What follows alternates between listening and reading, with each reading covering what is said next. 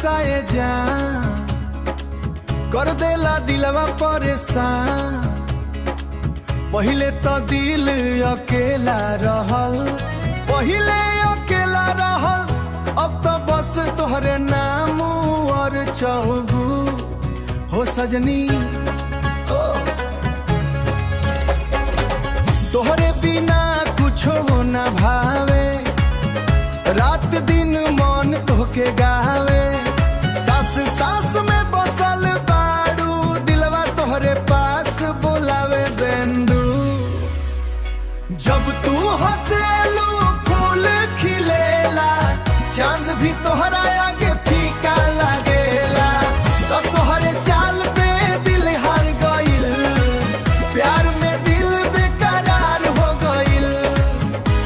हो रानी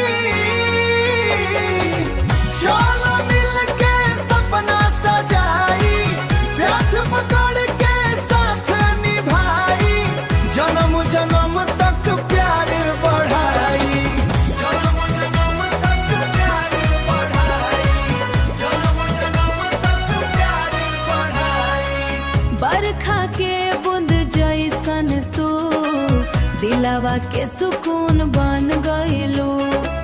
तोहरे बाहों में जन्नत लागे, हमर दुनिया तू बन गइलू।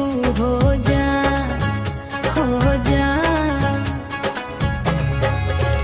अब दूर कहीं मत जइहा, दिलावा अकेला छोड़ मत जइहा। तोहरे खातिर जियत बा